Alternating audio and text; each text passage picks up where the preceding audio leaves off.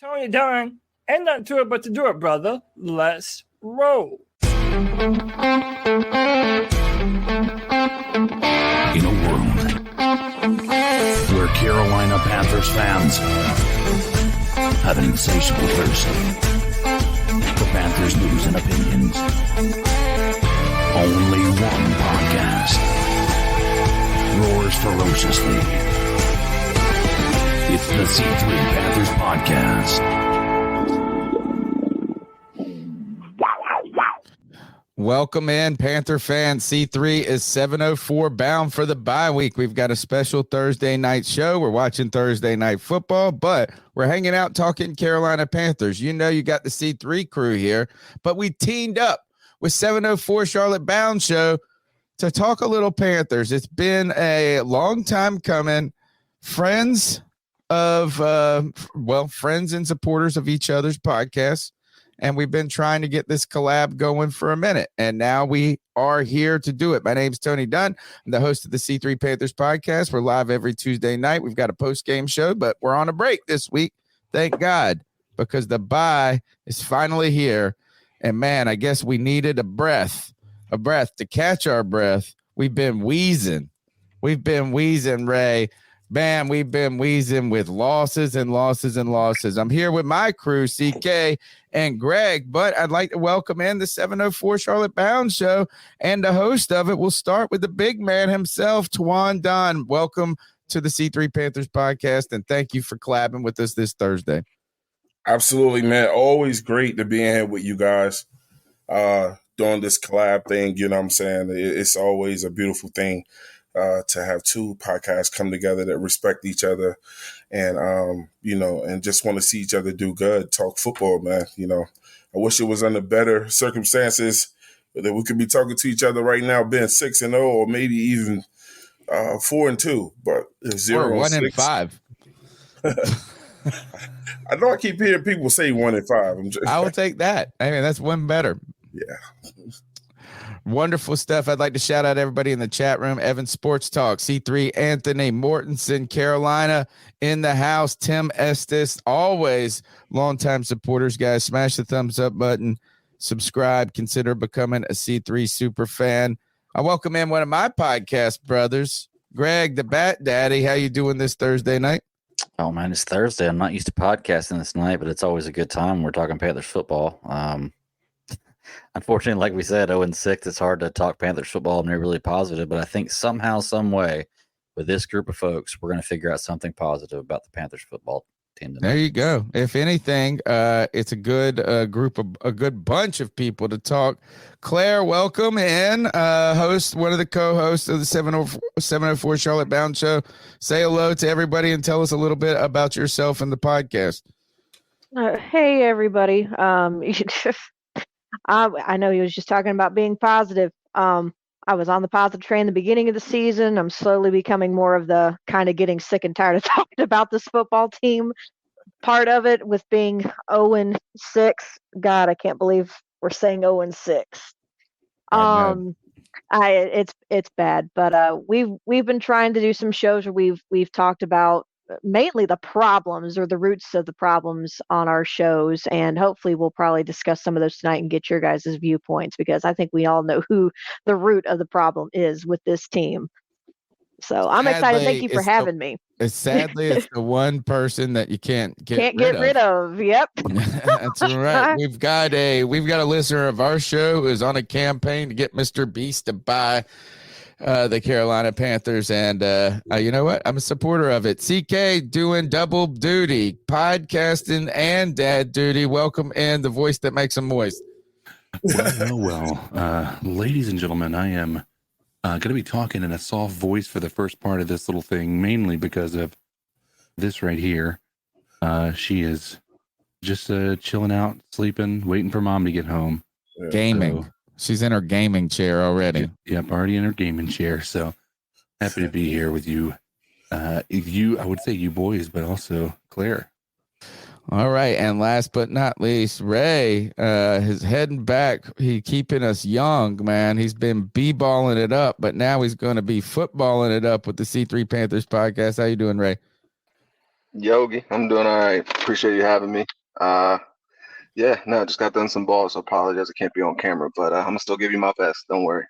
Word up. Twan, tell everybody where they can find your show. We got to get Twan 47 followers or something like that, get them to 1,000. They're on a quest for 1,000 followers, and we're going to help them get there, guys. If you're listening to the C3 Panthers podcast, make sure you sub up, but tell them where they can find your show and what you guys are, kind of your schedule and what you guys are doing. Yeah, absolutely. 704 Charlotte Bound Show. It's a show that we started. We renamed the show from another show, from our fallen brother 704, Steplin 704 Gray. A lot of podcasts were familiar with him, even the C3 Panthers podcast. And, it's over here. It's a group effort, just like it is over there with you guys. Everybody over here works hard. And, one of the things that we did when we first got started is one of the persons that I spoke to was Cody. And Cody just told me, he said, look, just go at it, believe in yourself, believe in what y'all are doing and do it the right way. And here we are. People said we wouldn't make it back here, and we're almost about to hit 1K. You know what I'm saying? We come from a situation where we were doing multiple Ks, but this just feels right. Good, man. All right. Well, I'll start with you. Is the Panthers 0-6? What are your thoughts on this team at this current juncture? Man, I'm over the Carolina Panthers, bro. No, that's hard podcasting life right there, to have a show about the Carolina Panthers and to be over them. So, I did a show last night, where I talked about the root of the problem, and it's called A Recipe for Destruction. I implore everybody to go check that show out. But I really detailed from the top to the bottom, it's like we're like this dish. And in order, to destroy something, you have to talk about things that destroyed it. Because if you think David Tepper is the only reason for our 0-6 start, he's the catapult, but he's not the only reason. Bad management, all types of things. We can't stay healthy, Tony. We can't stay healthy. No, man. Every time you open Twitter up, somebody else is hurt, man. I mean, people that aren't even playing getting hurt. Right. We weren't even that good to begin with. But now, I don't know, man.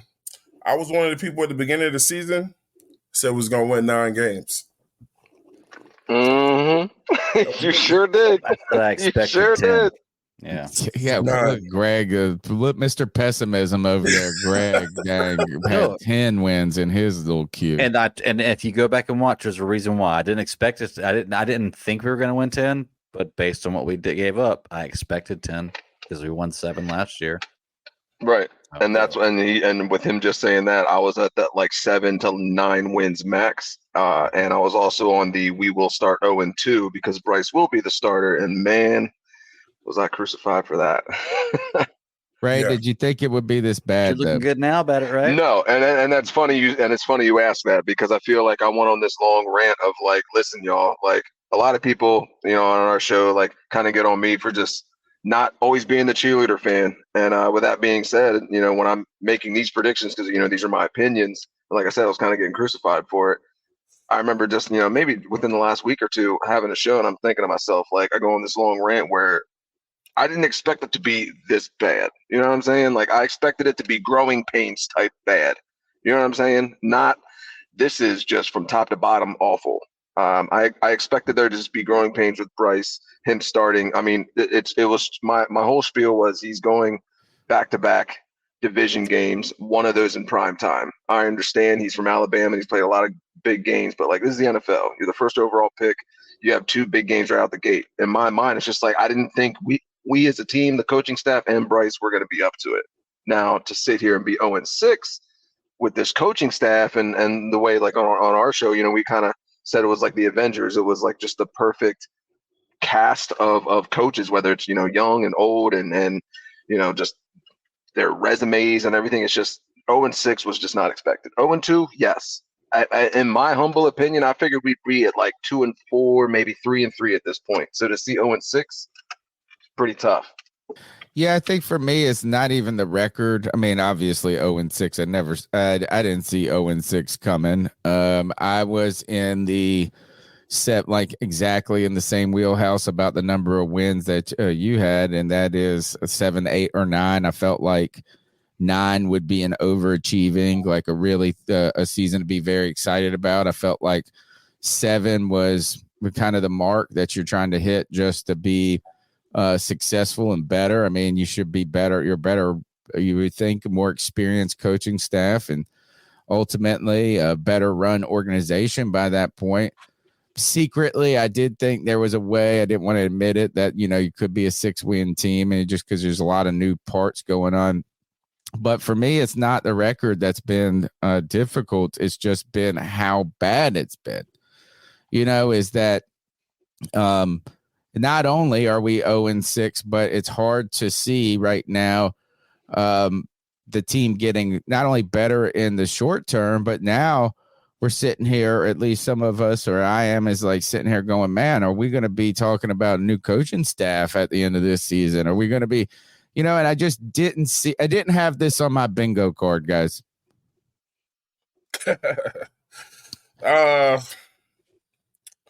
Yeah, man. I mean, I did it all. I look back at some of the things I did. Like I did a show on the coaches called The Avengers. That shit didn't age well at all. You know, I think, no, it hasn't aged well. And I think part of it, though, is because we were so confident that it couldn't be worse than what we had with the Matt Rule. The fact is that somebody the other day said, I'd take Matt Rule back. And that hurt my soul. Like I was, and I know that they were joking. But the fact is that legitimately he never went, oh, you know what I mean? It's like, damn, that hit real for me. That hit real. And can I be fair? Let's be fair about the whole situation. Frank Reich came into what Matt Rule built with Scott Fitter. Okay. Yeah. Like Matt Rule didn't come into that. Matt Rule came in and got to clean house and do what he wanted to do. Mm-hmm. I'm not defending Frank Reich because I don't believe he's the answer. I'm just saying you've got to take that in consideration whenever you talk about what's going on. Matt Rule didn't come in with a rookie quarterback, didn't come in with the expectations that Frank Reich did, came in and was able to clean house and get who he wanted. Like, this is a little bit different situation, which is why I feel like we're giving Frank Reich a little bit too short of a leash. I don't think he's the answer, but I think that we're taking a little bit too much blame on him. I don't know, man. It's 0-6, dude. I feel like everybody gets the blame at this point. He deserves it. He deserves blame. You got not all of it. Yeah. 0-6. Yeah, I mean, the fact is that the team looks like a mess. Why is it so bad right now? Well, this is my philosophy on the situation. I think when you have a season and you get rid of Matt Rule, and then you bring in Wilkes, who was a past head coach.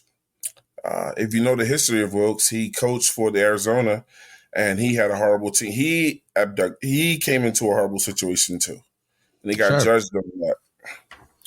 And I don't know how many times Tony and Bat Daddy, CK, Claire, and Ray, that you see teams ready to run through a wall for a coach.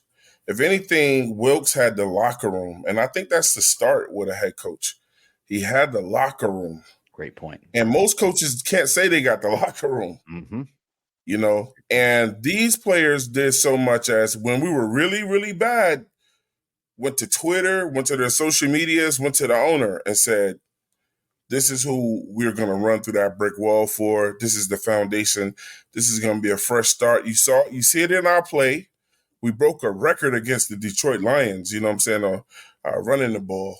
And then we lost to Tampa. Let's be honest, we lost to Tampa because we had bad corners. You know, if we had some decent corners in that game, maybe that game goes a different way.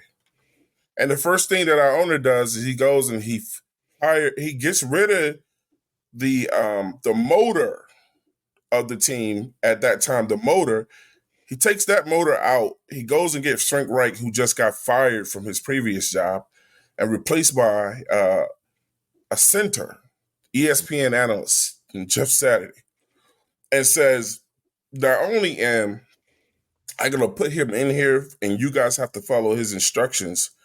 But the fans are going to have take him too. Because we didn't look when we were discussing our next coaches, I don't think any of us said Frank Reich. No, I So didn't. David Tepper took it upon himself, even though I know he heard what the team and the fans said, and he said, I don't give a shit what y'all want. I'm going to give y'all what I want you to have. And that was the beginning of the destruction right there. I hate to. I feel like that's it's I guess easy to second guess now a Frank Reich decision, but when he was hired, I saw the positiveness in it. I saw NFL experience. I saw the move to an offensive minded, or at least somebody who lent towards an offense as a former quarterback. I understand that people really like Wilkes. I understand the team like Wilkes and the players really fought for him. I mean, we talked with Jonathan Stewart, and he had nothing but good things to say about Steve Wilkes from his time as a player. But this is worse than just you didn't get the right rah-rah guy. In fact, a lot of the players though during training camp were saying something special is going on here. They were talking well about this, like they didn't see this coming. So we've gotten sideswiped, and somebody put it is that in the chat, they said emotion doesn't beat the lack of talent. And it turns out this team has just had some real deficiencies. Now, if they got the hire wrong, that's potentially true. I just didn't think it would be this bad when it comes to Frank Reich. And I understand that teams take on some of the identity of a head coach, right? And some people have said that Frank Reich is too even kill. I always called Frank. This is what I call Frank Reich. I call him white Jim Caldwell, and Jim Caldwell is black Frank Reich. Mm-hmm. All right.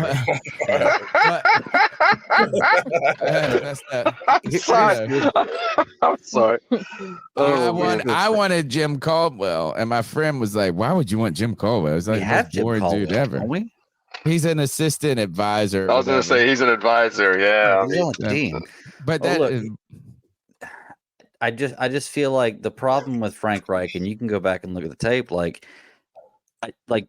Tony, you said that having the team and having the players and having the fans isn't all what makes a coach. But Steve Wilkes had more than that. He took all that and won with it. Like, we had what we needed. Like, we had exactly what we needed. You can go back and look at it. I wanted Steve Wilkes as my coach. We had exactly what we needed right here in front of us. Mm-hmm. And for some reason or another, when for the first time in David Tepper's history, the Panthers were working with PJ Walker as quarterback and Steve Wilkes as coach. He decided to change things up. I don't know why. I feel like he should have built off that, but it's more than just about having the team and having the fans. Steve Wilkes won games, and that's the important part about it. It's not just a matter of being a favorite. Like, he's the most winning coach we've had based on the amount of games he's played and the amount of games he's won in 5-6 years, maybe more. Claire, there's no reason to get rid of him. Claire, why is the team so bad? I think it does start with Tepper.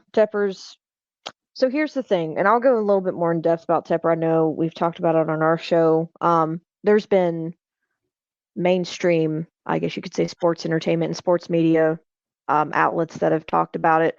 I wholeheartedly believe that Tepper being as hands-on with this team as he is wanting to be is also part of hindering a lot of what's going on.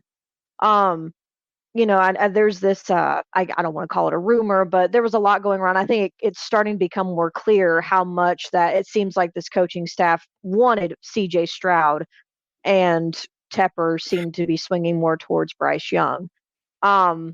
And I think if we were to even start with that, because it all started with, I think it started even before the offseason and in the draft, where we were like how y'all were talking about Wilks. There's the video that everybody remembers. I was floating around Twitter about a week or two ago. Was when Tepper came in and gave Steve Wilks a game ball, and the emotion on Steve Wilks's face. Everybody thought that he had essentially just signed his, head coaching contract essentially when that moment happened. But that didn't occur, and I think that automatically.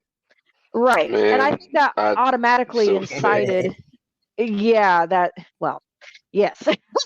But I think that automatically incited a little bit of maybe not so, I don't even want to say like distrust, but I think that was the, I guess you could say the pivoting point of when things started to, in my opinion, start moving in a downhill direction.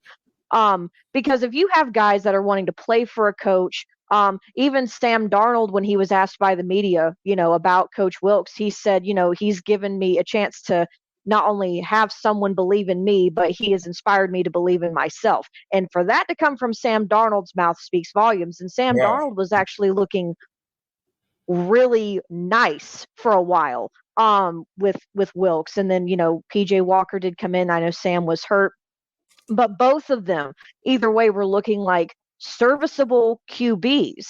And I think a lot of what is going on now has been not only so much as poor communication between this coaching staff, between management and between Tepper, but it was also a matter of desires and wants kind of butting heads on potentially what they saw this franchise becoming and how fast versus how slow they wanted to take it to get to a level of success.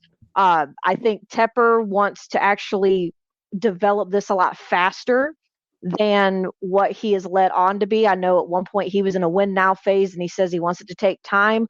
And I think with this coaching staff, not just Frank Reich, I think with this coaching staff, they were wanting to build around a QB.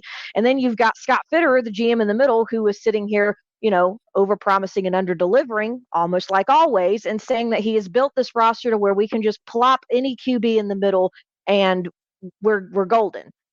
None of that sounds like anyone is communicating with anybody. None of that sounds like it.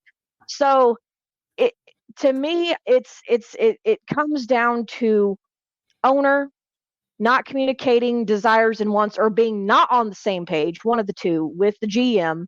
And the GM almost being like the person in the middle who's like, well, I kind of got to build this roster if we're going to go get this rookie. And the rookie that they want needs to probably have a scheme fit and offensive pieces that fit to him. And they're telling me this guy, but you as the owner are saying you want this guy. So I think there's a lot of behind the scenes lack of communication, as much as they want to smile about it and say, we've had conversations and they've been good. How collaborative it's been. Oh, it's been, we're all working together. Right. And I think behind the scenes, that is a complete lie, if I'm honest with you. We know it's a lie, Clara, because the owner is doing something that no other owner does. And he's having weekly members with his football staff. I mean, what owners do that? If I can chip in real quick, I feel like what's not being talked about. I was going to say, I feel like what's not being talked about, though, is let's say we had CJ Stroud right now. Are we really in that much of a different situation? Like, can we just pin it on Bryce's development? Bryce Bryce looking good one play, not so great the next. Can we just put it all on Bryce? Like, I feel like that's also getting lost in all this. Like, and I feel like, I don't know. Let me take a second and almost apologize to Bryce, where it's just like, I was at a point where I wanted to see this guy sit and develop. Like I was the one that was screaming, Patrick Mahomes and Aaron Rodgers, and we just watched Jordan Love, all this kind of stuff about letting a quarterback sit a couple years and learn, yada yada yada. So, I ain't apologizing to his ass. Well, I'm still gonna apologize because I think we're honestly just putting way too much on this cat right now. Like, we're obviously nowhere near as set up as we thought. So we were just saying it on our show, I think it was last night, where we were saying like, oh, this is the first time a team's drafting first overall that like literally just needs a quarterback. Usually teams that are drafting first overall and grabbing a quarterback are terrible teams. Well, obviously hindsight's 20/20, but like it was like the Scooby-Doo moment right now. Like, rip the mask off. Like, holy shit, we were a shitty team all along. Like, Well, so it turned out to be a shittier team than we thought. than expected, We right? So like that's be. where We it's just like I shouldn't feel be like this bad, to be correct, honest. Even especially with this talent. coaching. Yeah. Right. The other thing is, though, I know a lot of people get upset when you say, "Would if we put Stroud on this team, would we be much better or different?" I don't think so. I would also argue, though, and look, is I'm not upset about the pick. I didn't. I wasn't. Bryce wasn't my first go-to, for some reasons, but I'm also a fucking just a guy who sits in his attic, basically, and talks about football. So if football people have beliefs about this, and I trust those guys, then I'm all in on Bryce. But I think if we reversed the question, though, and said if Bryce was on the Houston Texans, I don't know if he would be playing as well as Stroud is. Stroud's playing out of his mind right now. He wouldn't. He is literally on. He is on pace to have the greatest rookie season, if I'm not mistaken. So I mean, last week is going to not saying something. Last week is going to throw a bit of a wrench of gears. No, well, he would have had two if Bates didn't. Hold on. No. We can't do this because when Bryce played this exact team, Atlanta, he had those two picks from Bates, right? And nobody wants to talk about Bates dropping the pick that CJ Stroud had. So he should have had two had Bates actually had the same hands he had against Bryce. But he also had a play where he manipulated Bates. It's not going to show would have. Right. But what I'm saying is now you're starting to see CJ Stroud face similar defenses to what the Panthers did, and you can compare those stats. Now there's only one team you can compare CJ Stroud and Bryce Young, and that's against Atlanta, and it doesn't look like it's that much of a difference. I have a bold prediction that by the end of the year, it's not even going to be a question we made the right choice. Wow. Okay, and then if I can add, real quick, if you don't mind, can I add just an added bonus to that question? Where do you think we would be at if we just let the red rifle be going right now? And Bryce has been sitting and learning. Like, I guess, let me be selfish. Like, this is what I wanted. So where do you think we would be at right now? 6 games in, going to the bye week. If we let Dalton go and heading into the bye week, now we're getting Bryce ready to start week 7.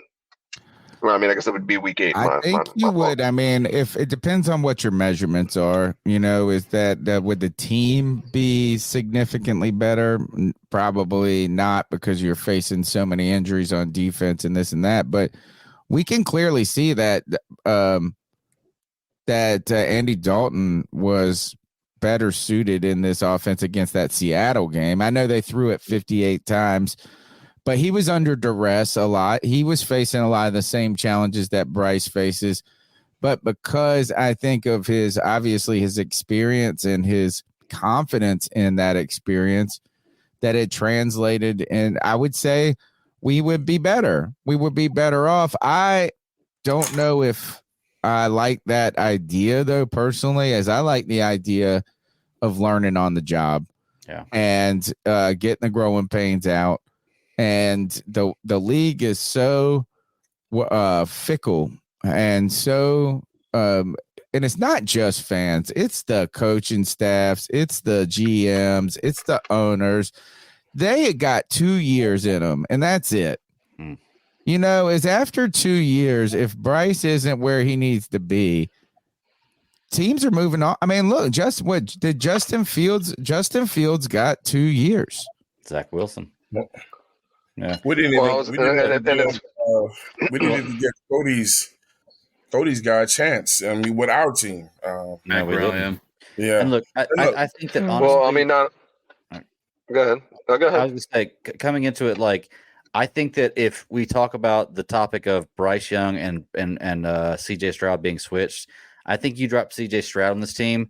There's a chance we have 2 wins right now, but there's a chance he goes 0-6. I think you drop Bryce Young into Houston. He probably has 2 wins right now, but he doesn't look as good as Bryce Young. I think the bottom line is I think CJ Stroud is a better quarterback than Bryce Young, but I think that the situation in Carolina, you can't drop any quarterback into as a rookie, and they're going to be successful. I'll even throw this out here. I think if CJ Stroud came to this team, I think it would have ruined his ability to actually be a good quarterback in this league. Maybe. Yeah, it might hurt him. Maybe. Because how often do we find people who are not, and again, I don't know enough about CJ Stroud, but I'm saying there is a potential that, even Bryce Young is going to have impacts from being thrown to the wolves with a makeshift offensive line, an offense that isn't designed to be able to get the ball out quickly, apparently, with no weapons to be able to actually get open within 4 seconds. You want to see a quarterback drop back and get the ball out of his hands. So CJ Stroud in this exact situation could very well also ruin his development. I just have hope that Bryce Young has a little bit more, between the years that's going to allow him to be able to adapt. All right, well, let's move on to Bryce then. Oh, okay. Go ahead. I was just gonna say. So I guess so. Were we all hoping for Trevor Lawrence here? Because we saw in Jacksonville at one point the conversation started to happen. Correct me if I'm wrong, that he may be a bust. I mean, it's not looking so well. But now, obviously, what was it, year 3, and obviously this year as well. I mean, now it's a whole other conversation. Like, he's looking like a great quarterback. But I guess that's my thing. He's still throwing a ton of interceptions, bro. He's still turning the ball. Well, I mean, but overall, he's playing better ball. Like, he's making he makes that team a competitive team, a contending team, at least in their division. And well, things like that. I mean, and he's better. He better. Right. I mean, at this point, you would expect it. We heard we were told he was the most generational talent that we hadn't seen since Andrew Luck. I would say both of the look is. I think that Trevor Lawrence has underperformed what people said he was going to be. I mean, in my opinion, yes. Overall, he has. Well, he's third year in. He's already gone to the second round of the playoffs in his second year after an amazing comeback. Okay. I mean, look, I think a lot of this, and to go maybe to kind of, I think what CK is, because CK I feel like is being the most complimentary of, or at least suspicious of Stroud's. How Stroud would do in this versus Bryce Young.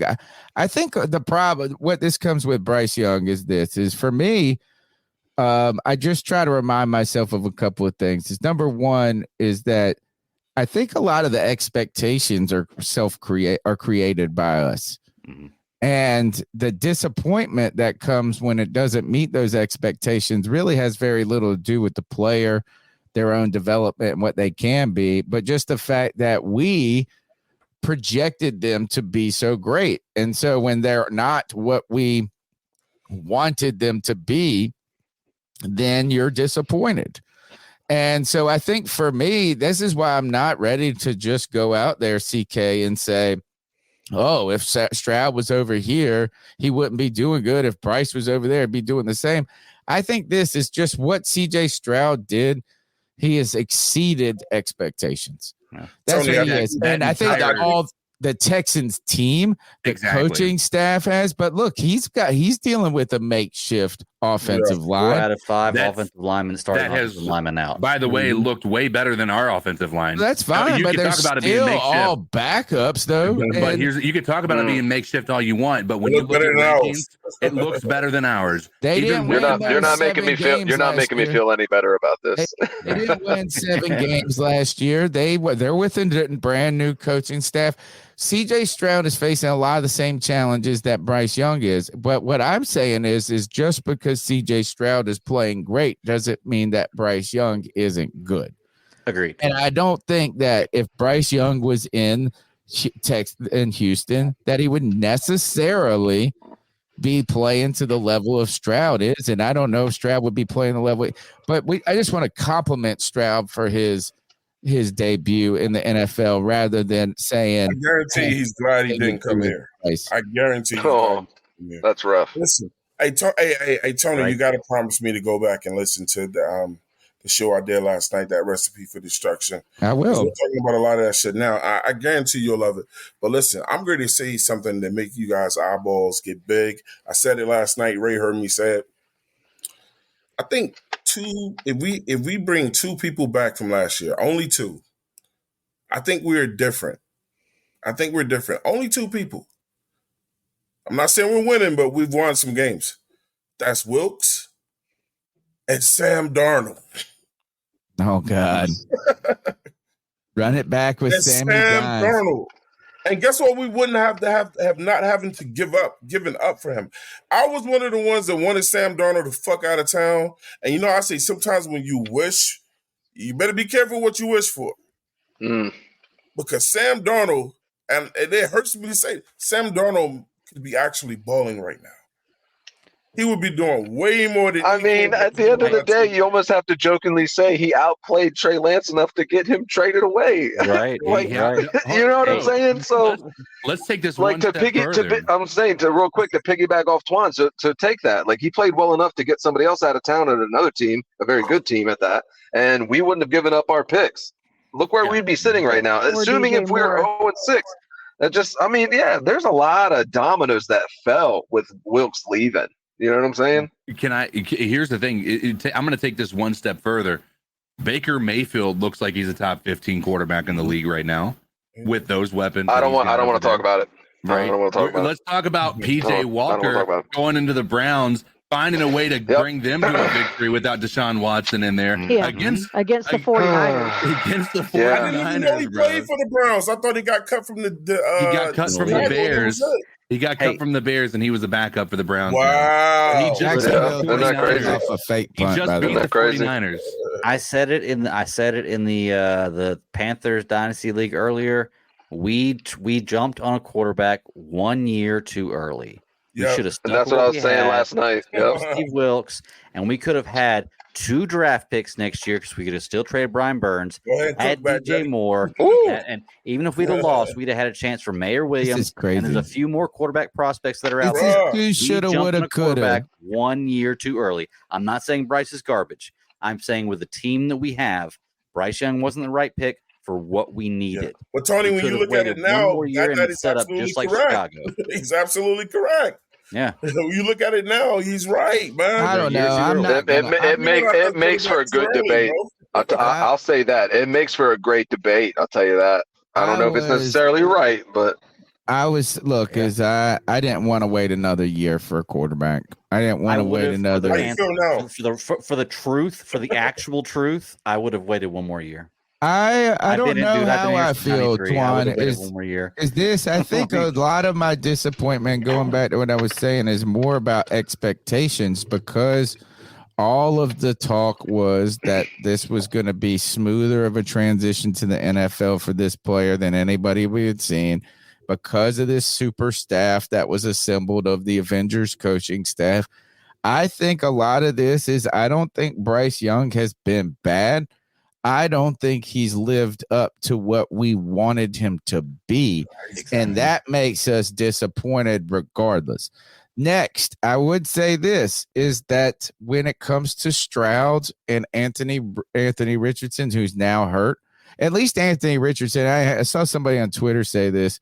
They said, at least I'm glad he showed that he belonged, before he got hurt. But I think this is that when you're playing with the second number 2 pick, when you're CJ Stroud, there wasn't the expectation that he was going to be immediately successful. And so I think when you're the number 1 pick, I think with Trevor Lawrence, this is a great example, is that you're either the best quarterback ever or the best pick ever or a bust. There's very little in between. And right now, I think Bryce is an in between, is that it's just like, hey, he didn't set the world on fire, so we're not happy. But I think this is that Bryce Young, I mean, the only thing that's going to continue to make us wonder is, will Bryce Young be able to succeed in the league if he's not surrounded by the right people? And if that's the case, if he is not if he's a good player, but not a X factor game changer in many ways, if he's like Brian Burns, a very good player, but not a game wrecker, then we're going to be disappointed, because he was number 1 overall and the trade up. If he was a 12, if we got him at 12, we wouldn't care, And so that's the thing, is the pressure and the expectations are heightened because we traded up number 1, and number 1, he's number 1. And so let's talk about his play so far. What are your thoughts on, and let's try not to fall too far into the rabbit hole of what could have been. How have you seen Bryce Young's performance? What do you think of his performance through 6 games so far? Anybody can take it. I Five say I'll games. hop in and No, we're I 0 was and gonna 6. Oh, well, he did. He missed yeah, one but game. You're he right. missed the You're one. right. I mean, I'll 5 hop games. in and go because I mean, for me, it's pretty short and simple. He's been inconsistent, but I mean, I feel like there's been glimpses of why I guess he was chosen first. I guess we'll put it that way. Like there's glimpses of why he was chosen over Stroud. But then there's also things where it's just like, are we looking at the same quarterback you know what I mean? It's just the inconsistencies there. Like it's just like, ooh, great play. But I think again, also looking back, a lot of it's offensive line play. Like it's been tough. It's been tough to see a lot of these plays break down, and it's just like we claim that, and there are times I shouldn't say it that way. There are times, yes, he does hold the ball a little too long, but there's times where it's just he doesn't even really have much time to make that first read either. So again, that's why I go back to what I said a few minutes ago, where I almost want to apologize to the guy, where it's just like I think we were putting too much on him. So I mean, I think he's played okay in his first 5 games. I'll put Okay. it that way. CK, what are your thoughts? Because I feel like CK is having to he takes the man. He's been having to deal with Greg and Cody going crazy. And you know what? Cody, I feel like, is superseding Greg on our show. CK, your thoughts on Bryce Young so far through the bye week? He's getting better. He's constantly, I haven't seen him taking a step backwards. I think watching Andy Dalton run this offense helped him out, because before it just felt like he wasn't seeing the receivers potential to be open, and then you have to go back and watch Dalton unleashing that ball, not needing to see where the quarterback was or where the wide receiver was, things like that. And I think Bryce Young has been anticipating where receivers are going to be a lot more. There's still a lot of growth that needs to happen. He's certainly not where we want him to be, and that's certainly a concern, and it's worthwhile of being concerned. I don't think it's anything that we should be turning a blind eye to, but there's no part of me. I truthfully believe that after what we've seen from Stroud and the fact that Anthony Richardson is out for the season, I think by the end of the year, there is a good possibility Bryce Young there's not going to be a question that he's the guy. Why do you say that, given the fact of that the Panthers have continued to struggle with injury? What makes you believe that, other than just hope? Given the fact that there's so many questions about the offensive, about the playmakers around him. Even Miles, we're down to just Chuba Hubbard and Blackshear, and that's it. Why do you have that? Is it more than hope that you are basing that take on? Yeah, a couple of things. So you're going to have, clearly Adam Thielen is really emerged as our number one target. He's not the number one wide receiver. He's been playing out of the slot a lot more. I think that Mingo is only going to get better as he continues to move on with throughout this year. DJ Chark has yet to have an opportunity to really connect on those deep balls. Once these guys start to get that chemistry together, I think that there is going to be some explosive plays that we feel like we've been lacking. But one of the most important pieces is Austin Corbett coming back. We had some, was it Rich from Cat Crave come on last night talking about you want to have the guards in the center. That was how they built the Saints, right? You want to have the guards in the center to be able to protect the shorter quarterback, like Breeze, like Bryce Young. And so we've been lacking in that front. We've had both of our starting left and right guard out of the game. Corbett hasn't been there all season.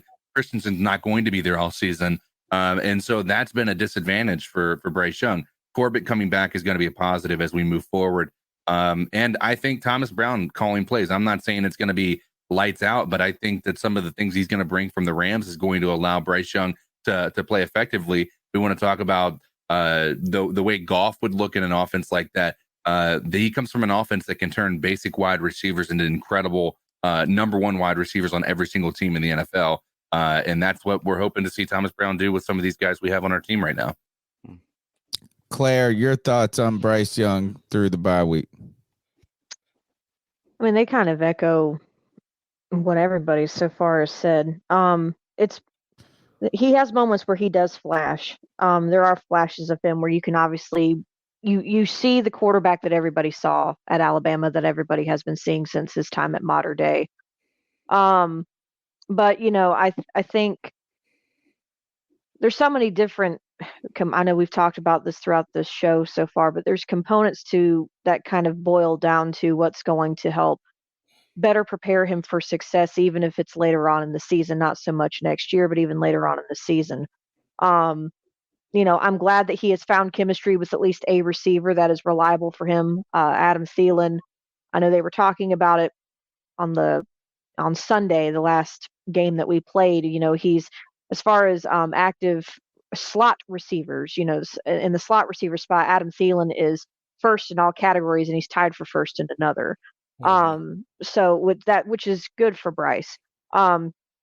But my biggest thing is if it becomes very obvious that that's who's going to be his security blanket, his whatever he is, his reliable guy, he's going to get doubled very quickly. And then who's it going to be? Is it going to be? Are we actually going to get to see Hayden Hurst come out and use his tall size for Bryce to be able to get him the ball down the field? Same with DJ Chark. Is Jonathan Mingo going to find? Is he going to not him step up necessarily, but is he going to be given that opportunity to step up and become the wideout that we drafted him to be? I think a lot of it, as far as just Bryce himself, his stats, they're not, put it this way, they're not the worst. But at the same time, I don't think anyone here saw him getting 4 interceptions already going into the first 5-6 games of the season. I didn't. At worst case scenario, I thought he would struggle mainly with knowing that he does like to hold on to the ball. He does like to hold on to the ball as long as he possibly can until a play comes open, if the options, cease to exist at that point. Trying to create a play as well. Things that were strengths of his at Alabama, but unfortunately here in the NFL, it's a lot it's faster pace. The rhythm and the cadence is very different. And when you've got a line that, for lack of a better term, has become like it's almost like musical chairs. We've got guys who are playing not really to the position that they were drafted for, but they're having to do it because there's guys that are hurt.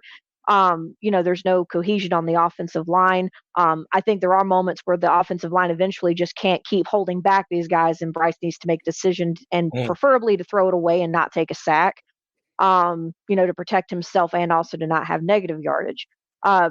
There's a lot of critique for Bryce, and there's not, and put it this way, I don't think any of it needs to be viewed as, you're just saying he's bad, you're saying he's awful, you're saying he sucks. It's literally just critiquing. What little bit of football I ever played in my life, I was on special teams. I was a kicker and a punter. That was all I ever was. I can't speak to being a quarterback. I can't speak to being any of that. But the bottom line is, I don't think you can call Bryce a bust. I think he has struggled. I think the philosophy of the coaching hasn't helped. Frank Reich, to me, is not a guy that you would see as someone who is an inspirational head coach that you would want to be coaching a rookie QB. I think they see more eye to eye on morals. I think he and Bryce Young see eye to eye on that with his upbringing. He and Frank Reich seem to, that might be more of a relationship built upon those values. But as far as football and coaching values and what he needs to instill in Bryce, to me, Frank Reich is just not that kind of a coach. With a rookie like Bryce, who's taken number 1 overall, you need to have somebody who's literally going to rile him up. I think the biggest thing I can give credit to CJ Stroud for that I have not seen from Bryce is CJ Stroud is trying to build the camaraderie and to build chemistry with all of his teammates. He's doing, coming up with, I remember reading an article a couple of days ago. One of the ways that he won over the locker room and won over having his teammates who are much older than him and some of them his age trust him as a leader is him doing very simple things. And that's just, coming up with handshakes, supporting with them, celebrating every touchdowns, getting in there and being involved in a positive way. And having them over at his house, to, once a week just to build that team chemistry, that can speak volumes in a locker room. Because I think it's also not just the coach that needs to win over the locker room. that rookie QB needs to also be working hard to do the exact same thing. It can't be somebody like Miles Sanders or Adam Thielen leading that locker room. It's not going to work. If you're the QB, no matter how old you are or how tall you are or how big you are or how great you are, you need to instill your position as, I got this. Trust me, I trust you, I got this. And Bryce doesn't seem to be able to hone on that very well. And I think part of that also comes from coaching. The way a quarterback and any of your players are going to be reflects on who their coach is. It's almost going to be a mirroring act. If you've got a coach that's all about fighting for every yard, all about fighting for every point, instilling trust in your quarterback to do what he needs to do, your quarterback is going to look just as confident. Your quarterback is going to know that he can trust his players, that he's got the plays understood, and everybody knows what they're supposed to do. If there's that confidence there, and if there's that fight and that will to win there. Frank Reich to me just looks like, I hate to say it, but he kind of just reminds me of a Sunday school teacher in a way. The whole, we're all going to hold hands. Pastor. Right. Yes. But yeah, he's an ordained pastor. Do you remember Caroline Cann, who used to be the sideline reporter for the Carolina Panthers about 3 or 4 years ago? She's like super tall. She left because she ended up getting married. She is married to Parks Frazier, who is now our passing game coordinator. He was in Indianapolis with Frank Reich, and Frank Reich officiated their wedding. Damn. I do think this is clear. I think that in some way, I thought Frank Reich would be, I think surrounding, I thought Bryce Young having Frank Reich, having Josh McCown, and like these kind of fixtures around him would have been more beneficial. I'm not sure though. I think some of this is personality though. That's what I'm saying. Bryce is a reserved personality. He's very mellow. He's very, it never gets high, never gets low. Can't win a locker room like that. It's like, hey guys, we're gonna but you've got like to have Michael Jackson out there. But I did, if you don't remember, if you don't remember, not too long ago, Thomas Brown said something. And he said we had the best. It was right after the Andy Dalton week, and he said that Bryce, one of the things that he thought that he took away from Andy Dalton was the energy, the kind of confidence that he brought into the huddle, and he said Bryce was doing that more. So I don't know if a coach can just change a personality. Right. Well, it's not so much about changing a personality, but I mean, you can also try to instill what he's going to, I hate to say it, have to be, rather his personality is that or not. I mean, let's be honest, Sam Darnold wasn't the most rah-rah kind of guy either, but you got Steve Wilkes to get him to believe in himself and to trust in him, and it kind of looked like a different offense. You can't sit there and tell me that's because all of a sudden Sam Darnold woke up and remembered that he could play good football. So my reservations with Bryce Young is this. I'm not gonna call him a bum either. I've called him a bum recently, but I'm gonna be PG tonight. I think Bryce Young has been coddled his entire football career. Okay. Ever since high school, and I forgot what show it was, but man, Clara did a really good piece on this.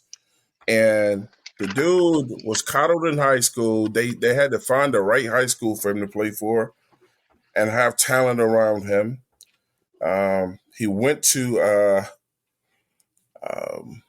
Alabama and had to get all this talent around him. I mean, who doesn't succeed at Alabama? If you don't go to if you don't win the championship, that's considered a bad year over there, or at least in the playoffs, right? Yeah, or at least the playoff team. Yeah, yeah. And I don't know where was he going to go. He said Tua convinced him to go to Alabama. I don't know what college. Who's going to go to USC?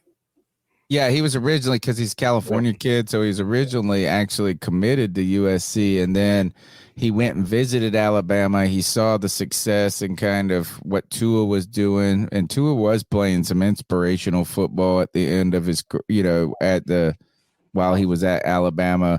But I think it was I think it was James, somebody else said Waddle, that's right. Yeah, as Waddle came out and said he was the reason that he got him to stay. But right. the argument, like, I don't like that discussion about Alabama. Like, all quarterbacks come here to be, well, all quarterbacks go there and be successful because they pick the best quarterbacks in the country, right? They have their pick of the litter, and Bryce Young was considered one of the best in the entire country.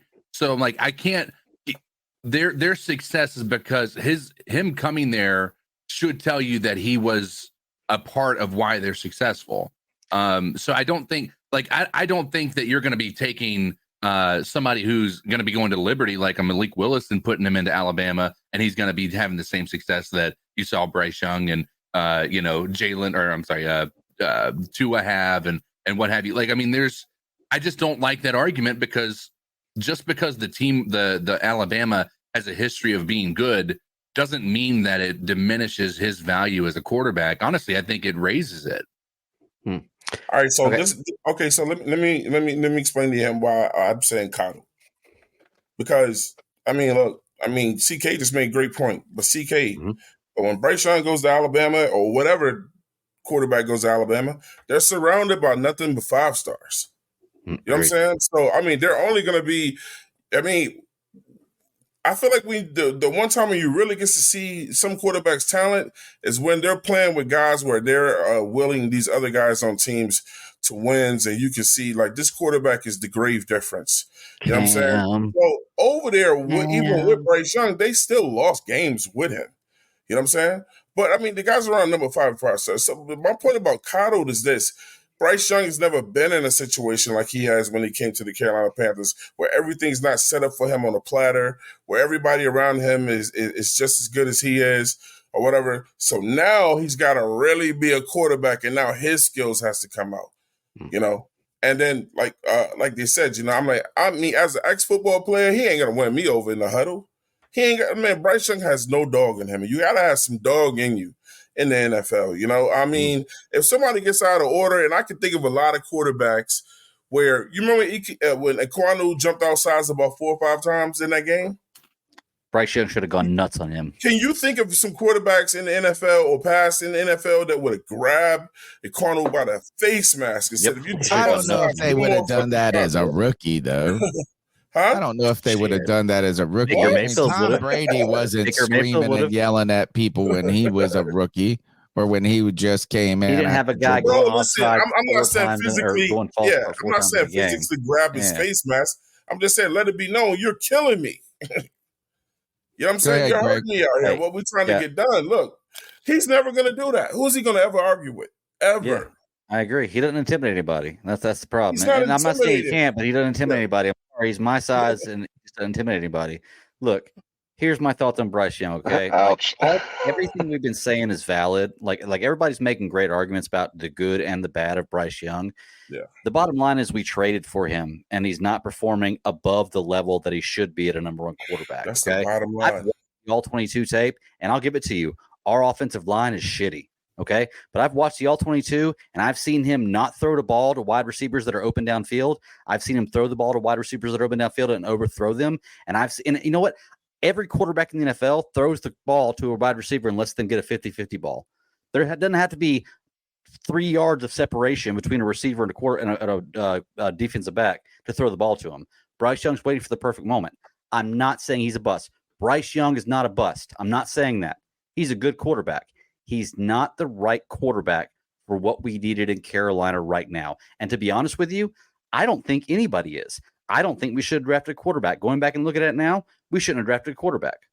I don't think that Bryce Young is the guy that's going to bring us to the future. He may have a good future going forward, and we could build around him like they did with Trevor Lawrence. The problem is we've given up everything to get him to be able to build around him what we need. Everything. He is one of the reasons. that we're in the situation that we're in now, and it's not his personal fault. It's Exactly. just that you're going to do all of that to go get a guy. Exactly. He better be the guy. Bryce Young, look, here's what I've seen with Bryce Young so far, okay? He does not come through in the clutch. There has been a moment in every game this year where we've had a chance to either hold the other team by scoring and change the momentum or to go ahead big time because he has the ball to do it. He's either turned the ball over on downs or on a turnover, okay? He doesn't have that clutch. Furthermore, if you look at garbage time, it takes away to a third to a quarter of his stats, positive stats, yards and touchdowns for the year, if you take away garbage time. And then his stats look like shit. Okay? So all I'm saying is I get he's a rookie. I get it. Okay? He's not the rookie that was best fit for Carolina. I'm not saying he can't succeed, but he was not the guy that we should have traded up for to get this year, period. Like, he's a good quarterback. I think if he goes to another team, he can be very successful. I don't think his time in Carolina, because of what we started him with and the future that we have to build around him, he's ever going to be successful. I think it'll be 3 years and out in Carolina, to be truly honest with you. Tony, last thing I want to say about this is this. And I'm an advocate of this. I'm an advocate of this. You know what I'm saying? Because, when you do podcasts and a lot of people, when they do podcasts, we give up here, we give our opinions, we put it all the way out there. You know what I'm saying? It's just like sometimes we're lame ducks with our opinions. We put them out there. People see our faces or whatever. You know what I'm saying? I think the other problem with the Carolina Panthers, and I think me and Bat Daddy was talking about it on the free fall one time. I think it was me and him or whatever. But and part of the thing I was talking about last night for Recipe to Destruction, I think Carolina Panthers fans have never been more divided than ever. Yeah. I think the fan base has never been more divided than ever. And the thing is we as a fan base, we got to stop getting our fucking feelings hurt every time somebody critiques a guy that you like on the team, man. Right. Your feelings cannot continuously get hurt from somebody critiquing a guy on your team. You know what I'm saying? We're trying to get better. I mean, I think every content creator that comes up here, Panthers content creator, we all want to talk about wins. We don't want to sit down and be talking about these losses and whatever. But when we're talking about losses, I mean, what do you think there's a lot of great things to talk about when you're 0-6? You can only point out flaws, how to get better, how did we get here? You know what I'm saying? And a lot of fans, when they hear Bryce Young's name, they get butt-ass hurt. Why are you talking about Bryce? It's not Bryce's fault or whatever. No, and you can say, I'm not blaming it all on Bryce 1,000 times, and it's not getting to their ears. You know what I'm saying? Mm-hmm. But Bryce he's part of the problem right now, probably not due to his own, but what Bat Daddy just said. But when you cash in what we cashed in to go get him, 2023 wasn't a good year for the Carolina Panthers, but I'm trying to make 2024 a better one for myself. Get started on your resolutions with Factor so you're ready for the new year. Factor's ready-to-eat meal delivery takes the stress out of meal planning and sets you up for success in the new year. Skip the grocery stores, prep work, and cooking fatigue. Instead, get chef-crafted, dietitian-approved meals delivered right to your door. With over 35 meals to choose from per week, including keto options, calorie smart, vegan plus veggie, and more, plus over 55 weekly add-ons, you'll have a ton of nutritious and flavorful options to kickstart your resolutions. Skip that overpriced takeout trap. Factor is cheaper and way more delicious than takeout. Get chef-crafted, restaurant-quality meals delivered right to your door, and they're ready to heat and eat in just 2 minutes, which means more time for you. Head to factormeals.com/C350 and use the promo code C350 to get 50% off. That's code C350 at factormeals.com/C350 to get 50% off. And essentially, our owner picked our coach and our quarterback, and not the other way around. Then what do you think we're going to say, bro? Yeah. It's coaching. Yes, it's coaching. Is it the team and injuries? Yes. Is it Bryce Young's underdevelopment right now? Yes. Is it the owner? Yes. Is it the general manager? Yes. Is it us? Yes. Is it the fact We that we all can't play keep a a part team into healthy? this. Yes. Yes, all of that, everything. Well, there's some All people of it. right now in the chat that are. We all play a part into this shit, bro. There are some people in the chat that disagree fervently with some of these perspectives on Bryce Young. I do think it is important to be able to listen to other people's opinions and it not necessarily be a referendum on them as an individual. And not people are doing it in the chat right now, but it is one of those things is that if you're critical of a player that you're not a fan, right? If you're critical of a situation, you don't know anything that's going on. And I think that's exaggerative. And I think too, being overly critical, and in many cases, like some people have said, is like we're 5 games in. We've got a terrible, there's a lot of other factors. I think those are fair points too. But we did ask the question, and part of this is just what are your thoughts on Bryce Young through 5, through the bye week? I would say the thing that is, and this doesn't go for Bryce Young. This goes for the entire team. The entire team I am disappointed with. I just or maybe not disappointed. That's not the right word. Stunned. Frankly, I'm shocked. Frankly, Reich, I'm shocked that it is. I see what you did there. Not better. I'm not saying that it needed to be playoff bound. I'm just really shocked that it wasn't a little bit, even if you say, hey, we got these injuries, even now the injuries have become wildly crazy, particularly on the defensive side, even more so to me on the offensive side of the ball.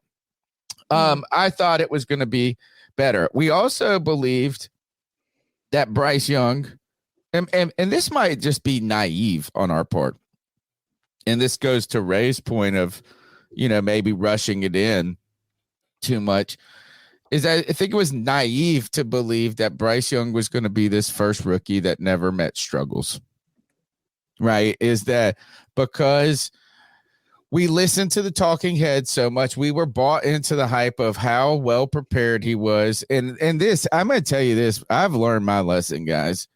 From now on, anytime somebody I hear the words from now on, generational talent or pro ready, I am going to just say, just stop talking to me.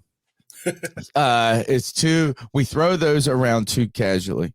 Look, like, I think there's still a long way. I think that if anything, Bryce, the fact that he hasn't gotten hurt, I think the fact that he has gotten better, even if it's just incrementally, are good things. I also think this is that I'm not going to make a judgment on anybody on this team and the validity of their career going forward in such a short amount of time. I am going to say this though. If I have one concern about Bryce Young, it's his size. And it's we've been talking about that for a while, Tony. I know, but I'm not talking about, I think before I saw him play, it was his size going to be a fact, is like the fact is that he just get crushed in the NFL. You know what I'm saying? In fact, I don't know if you guys remember, like maybe it was early in the season, maybe the first or second game, a guy kind of blasted. It was like a speed rush. Of course, Icky's getting worked or something in it. And the guy just grabbed Bryce's jersey, but he wasn't even he just got a hold of his jersey, and poor Bryce got ripped down like a rag doll. And you're like, oh God. I thought that for me, it was Bryce get hit, and I was worried about him holding up in a durability thing. Right now, the very thing that is just about his size that I won't say concerns, but to me is definitely something to watch, is that when that pocket is close to him, when those offensive line are so tight on him, it's just like, man, can you he almost is like, it's like if I went and played basketball with the guys Ray played with tonight. I would just be looking up at them. It don't matter how shifty and how good I am. So I just think this is that and there's a piece out right now that we talked about on the show last night, and it's following these three quarterbacks. And there are NFL guys that are just saying this is Drew Brees was short, but he didn't look small. And Bryce, he said, looks small. So if anything, that's something that to me is the thing. Is Drew wore some big shoulder pads though. Okay, they were bigger. Drew wore some big shoulder pads. He just looked taller than him though, and more filled out though than Bryce Young. I don't think. I think that Bryce Young is needs to be given the opportunity to be the Panthers quarterback for 3 years. I think you invested in it that much. I think you need to believe in it still that much. And I do think that he has shown he can play in the league. I think this comes back to, it has nothing to do with him and his play. It's the expectations we put, particularly this staff too. And then I think too, it's not only the expectations, but also of how far short of those expectations. It's not that the expectations were just inflated, that people are sitting here going 9, 10, 11. Whoa, my God, we're going to win the freaking Super Bowl with a rookie. That's wild. But 0-6 and everything, the fact that Frank Reich and this staff could be one and done is bananas. It's just such a far, is like you're like, oh, I think I'm going to go out there and hit the golf course, and you go, oh, I'm going to shoot. You're like, oh, I've never played golf with you. What are you going to shoot? I said, man, I could probably shoot around a 90. And then you shot like a 140. You're like, Jesus, dude. Let me ask you guys the one question though, like this. Most quarterbacks that are Bryce Young size in the past, right? I'm gonna go right at Bad Daddy because I think he's gonna answer it the way I think he's gonna. Most guys that have been Bryce Young size, what have they all done well? I don't know. I don't think there's ever been a quarterback Bryce doesn't do before. That Bryce doesn't do. Run the ball. Run the ball. I was going to say have pocket awareness and run the ball. Yeah. I was going to say that like legitimate escapability, like that, scat, like quick zigzag. Yeah. He's not fast. The agility. Yep. He's just going to stay in that pocket forever or throw it away. He's not going to scram. Look, if the field could be wide open for him to run, he's not going to do it. I don't think he's not gonna do it. I just think can pick up 5 or 6 yards and slide and not even get hit. It's just, man, it's the closing speed in the NFL, man. It's like me when I walk with people that got long legs, man. I gotta almost jog. All right. How about this? How about this? This past week we did have some somewhat big news, but news and change. Thomas Brown is now going to be taken over as play caller. How does this change the team? How does this potentially help Bryce further his development? How does this or does this change this team at all? No, in any significant way in y'all's mind? I think, like I said the other day on the C3 is, maybe we're a little better, but it's the difference between winning the game by 14 points or 21 points. So it's not really that big of a deal. I don't think you can make chickens out of chicken shit. Nigel in the chat says he deaf can scramble. No, I tell you this, I've seen him get. He's shown nothing.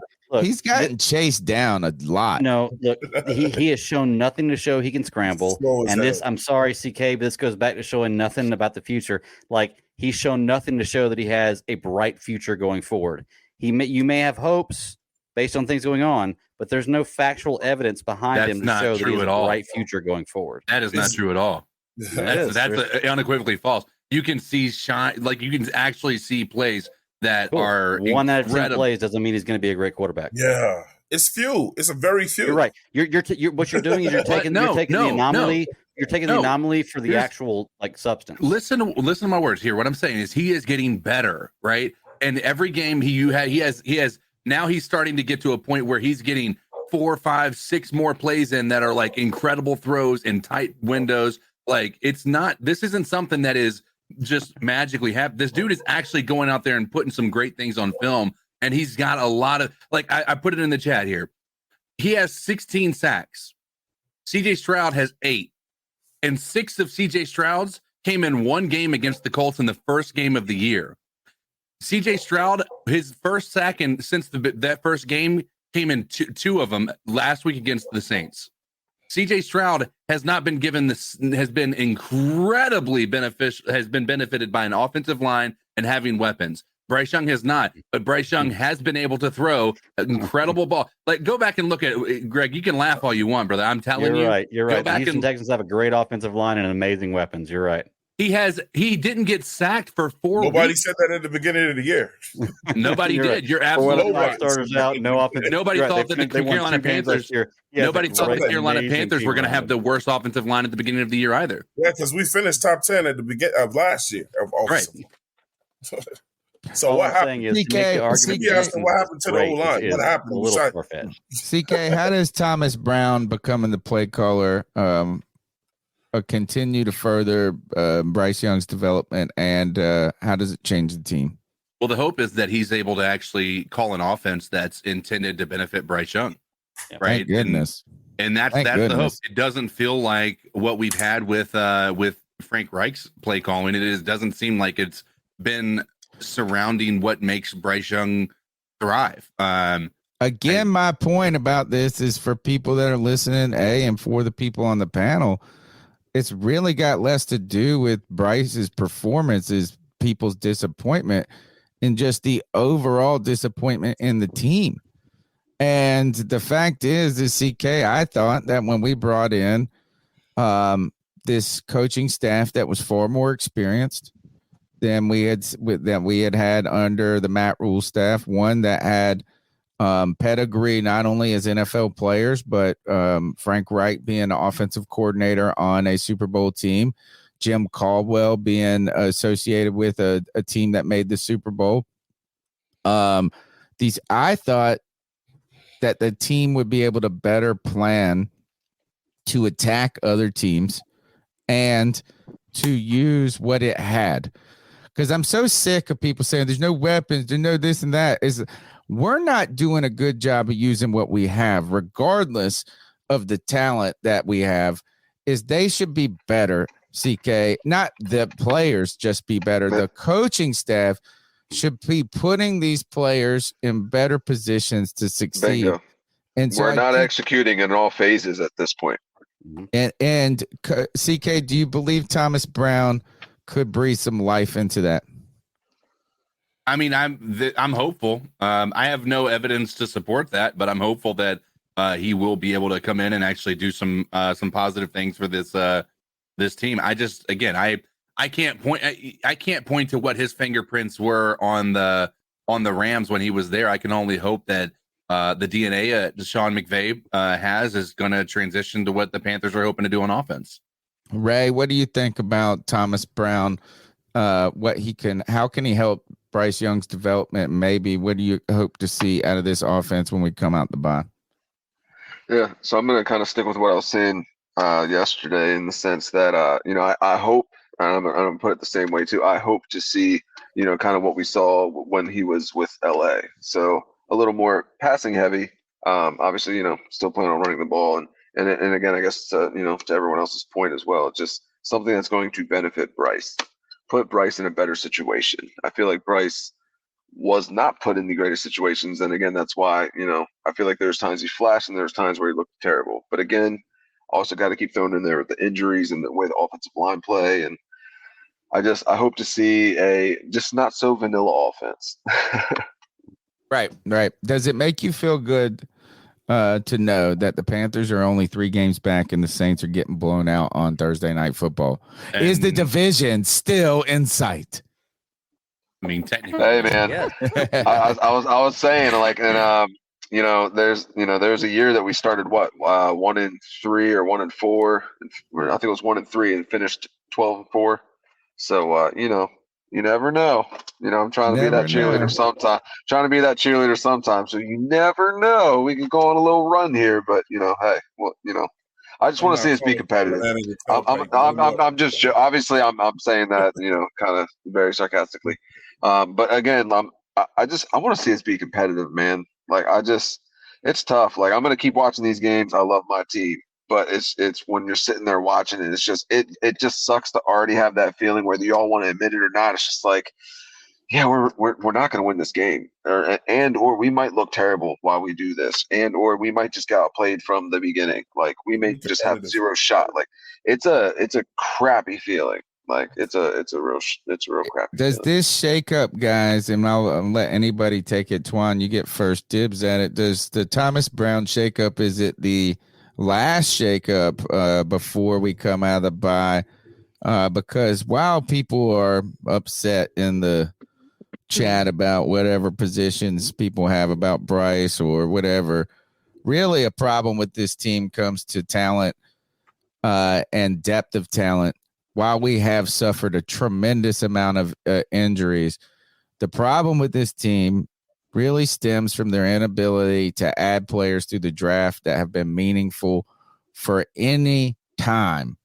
Is that go back to Matt Rule's first draft, where we took 8 defensive players, 8 defensive players in a historic draft. While it was probably not even a terrible idea to just say, man, this defense is old as dirt right now, and we need to get young. The problem with that is out of those 8 players, only one freaking player. Can anybody name another player other than Derek Brown from that draft? Oh, maybe Jeremy Chin. Jeremy Chin was that draft. Jeremy Chin. I was going to say, yeah, I feel like that's it. He's not playing at all. Troy Pride Jr. Who? Troy Pride Jr. Yeah. You know what? We got him on our team. Oh, wait. His name's Troy. No. I was going to say. Right. The thing is that's just one example. Then we could associate that with Matt Rule, but then we have got now Scott Fitter that's been added the following year. And while J.C. Horn and injuries were problematic, I can't tell you another person other than Brady Christensen out of the next draft that has added anything to this team. And then most concerning, and I know we get upset about all the focus goes to the number 1 pick, and that's what it is. The expectations go with quarterbacks. The expectations go with number 1 picks. But we've got nobody from this draft that I think there's a good point. Like, how about this? Is the entire secondary is freaking destroyed. All the safeties are gone. Where the hell is Jamie Robinson? And I call him Jamie. They only played him a couple plays. Jamie. It ain't spelled Jamie. His name is Jamie until this mug does anything. Where DJ Johnson? I think that while we can look, the coaching staff has been disappointing, but look, there's no depth on this team, and you can't build a team without hitting anybody in the draft ever.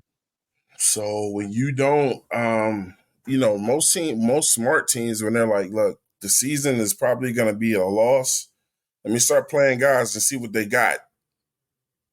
Yeah, that's actually a good point. I think that somebody did. We don't do it. We don't do it. Got some snaps. Why are you not putting DJ Johnson out there now to see what he got? Why are you not putting James Robinson out there to see what he's got? And then I don't want to. By the way, we traded up for him. My head coach can't even remember who's on his team to put him on the field.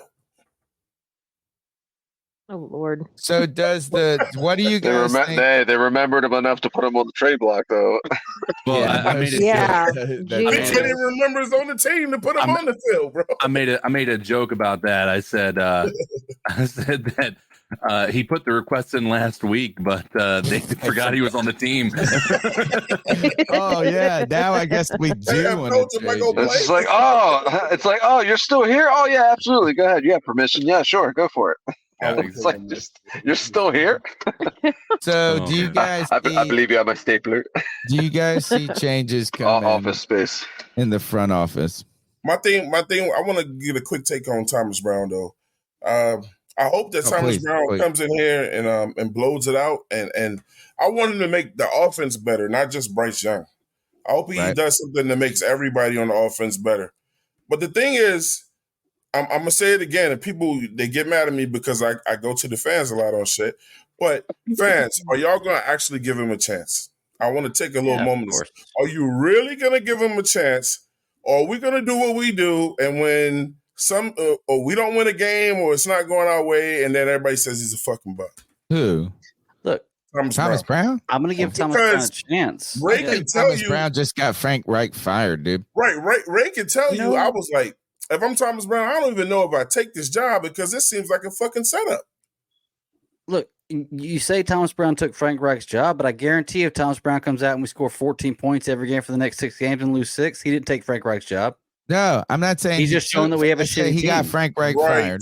Right. He got Frank Reich fired. Here's why he got Frank Reich fired. I guarantee you, if Thomas Brown comes out and we're putting out less points than we are right now, and we go 0-6 for the next 6 games, guess what? He's not Frank Reich is fired. I think he's going to save Frank Reich's not because of Thomas Brown. It's going to be a shitty team. And all right. So what saves Frank Reich's job from Thomas Brown? If he comes out and all of a sudden this offense looks significantly better, if Bryce Young's development looks significantly better, I think guess who looks like the problem? Guess who looks like the problem and arguably was the problem? If that's the case, yes, you're right. Then Frank Reich might be the problem. If they go sick, if they lose, if they only win 2 games, Frank Reich's getting fired, dude. I don't think he'll get fired. No, I don't think he will. The length of his contract and the length of his contract and the fact that Tepper is technically still paying Rule, he's not going to just be like, okay, dude. He's the richest guy in the NFL. But here's the problem with that. So if he comes out and fires him, we now have 2 issues. There's 2 issues, if not 3. The biggest one is that this ends up proving, or not proving, but it ends up making it seem like that we're just going to be a revolving door, not kind of like a head coach in a way. I know we gave Rule time, but the biggest thing is that if you barely give a guy a year, especially if play calling was switched, the way it's going to look is if we end up not wanting to elevate Thomas Brown to being a head coach when that happens, and let's say we also fire Scott Fitterer as well with that, then you now have you have to figure out what guy is going to want to come here knowing that you fired Rule, you didn't even give another guy a whole year, and now you're looking for somebody else. They're going to be thinking, so what, you're only going to give me 6 to 12 games, and if I don't get it right or if I don't get us wins, then Claire, I'm gone too? They're going to be thinking 6 to 12 games for $60 million. They'll take it. Yeah, they'll take it. Somebody who has no skills is going to take it. But Claire, they're going to be more. Good coaches are more concerned with Tepper. Remember, Reich was the guy that he could get. That was the only coach he could get. Right. So we're just going to end up in but we're going to end up in just the same boat then. You think a good coach is going to come here if that happens? What if we just do the same thing over? I mean, if it's so bad, this looks like a failure on the coaching staff to be a little bit better. Yeah. And maybe it's just a couple of plays. Maybe we were in these games, but 0-6, well, not on my bingo card. And look, is that you can say that arguably I could coach this team to the same record that they have right now. We all can. You could. Yeah. Every single one of us could achieve the same exact thing that Frank Reich could. So I don't what if this team goes 2-15, you believe Frank Reich is secure? Yes. Crazy. I do. Look, sadly, yes. Here's the thing. Sadly, yes. Like I said, they're not going to pay. He's not going to pay 3 coaches. Yeah, there you go. Why not?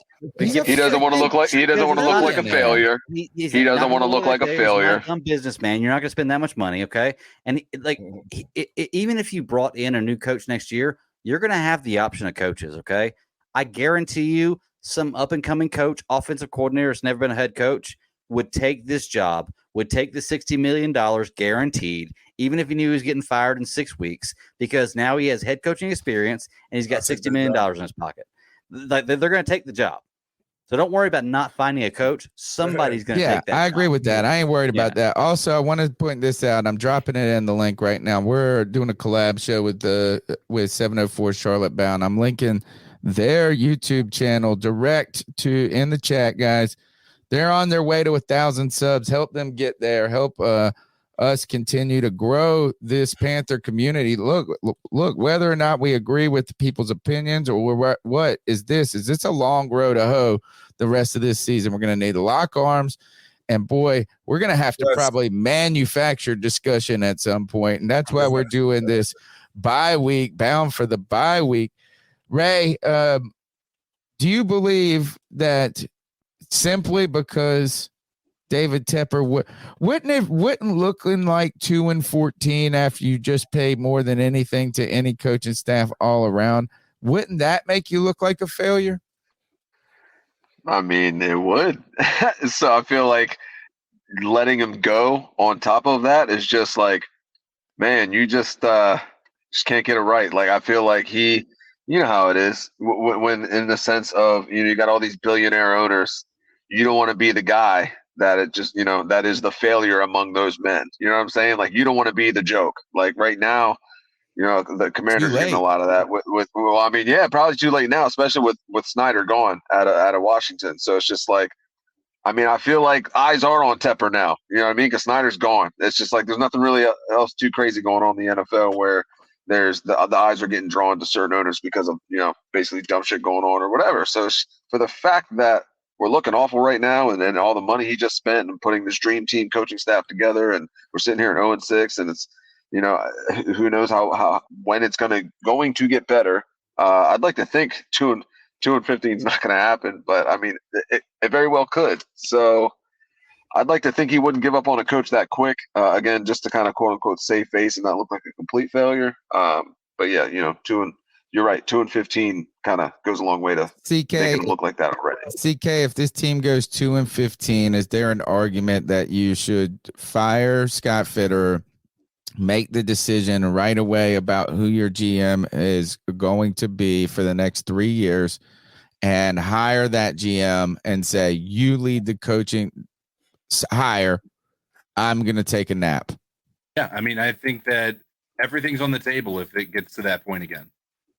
Everything. I don't think that that's an exaggeration. I think that you can start from scratch. I mean, here's the thing: is Frank Reich. You can talk about him only having 1 year, but he didn't just have 1 year. You can still take what he did in Indianapolis and use that as a potential catalyst to want to fire him here as well, right? Especially if things just continue to look like they're the same thing, same issues that he had there. Do I think that Fitterer? I don't know that Fitterer makes it through the year if we continue down the path that you're just. I don't know if he should be the GM period anymore, and I don't care. I was saying this for a long time, guys. I was saying that look, it's too much of Matt Rule's influence was on Scott Fitterer to know what he truly was. I think that the fact that he has negotiated to get the number 1 pick at what is still a reasonable price to move up from 9 to 1. It was not this crazy overpay or anything like that. I thought that was commendable. But the fact that this team has zero, really this past draft to me is such a big stain on it. DJ Johnson did play 24 snaps. He was on 36% of the defensive snaps in this past game, and I couldn't even tell you what he looked like. So I'm saying that was probably not good. The fact that there is nobody in this secondary and Jamie Robinson isn't even on the team. He played one snap at strong safety in this game, I think is unreal. And I think all of this is a referendum or that might not be the right word. This to me, dysfunction. Tepper. I meant not Tepper. Fitterer is totally culpable for this draft and for this team that's put together. But look, check this out. I was a believer in Fred, and we all joke like I was in Scott We Trust, all that. You know what I'm saying? I know I wasn't by myself. And as bad as Scott is, I seen the light on him. I think you should cut him at the deadline, not wait till the end of the year so you can go ahead and get people in discussions now. But when we fire Scott, right? When it comes, right? Can Scott honestly say if he ever sat down and did an interview, I wasn't able to really do my job because when I got there, they put a head coach ahead of me. And when the head coach was gone, then the owner tried to do my job. I think that's why they hired him, Twan. I think that's why they hired him. Right. I think they hired him because he's a wet noodle. And then maybe they hired Frank Reich because he also was a yes man. Yeah. And that's who Tepper wants to be surrounded by. And Twan, that's what billionaires love to be surrounded by. Yeah, Twan, adding to your point right there, Twan, like when you talk about how you look at the fault of everything else, like we give Bryce Young all these excuses of rookie quarterback coming into a new team, new head coach, new scheme, all this stuff.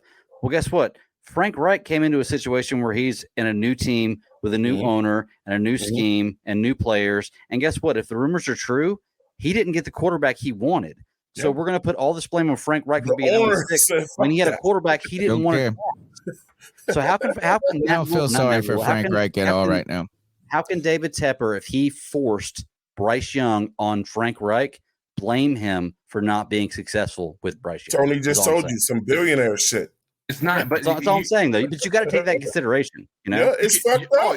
Sure, you got to take that into consideration, but you also have to take into consideration that Frank Reich also has a history in the past couple of years of not being a successful head coach. Right. In the past couple of he years, wanted washed Derek up Carr, quarterbacks, who he had who he chose. Exactly. He chose Brissett. Well, I don't know if you could say Wentz. he chose those guys, but maybe Wentz. Actually, he did advocate. But see, I said this earlier. Though, he wanted Rivers. He wanted Rivers too. Yeah, I said this earlier about Tepper. I said Rivers. He went out there. I said Tepper went and got. I said he went and got his own quarterback. So then that cut the coach and GM out because I strongly believe they wanted Stroud, right? And then who says that when it was just him and Scott, that Scott was like, "Look, I know you like Reich, but there's a better coach." Boom, boom, boom. I want black Frank and he Reich. said, "I want Frank."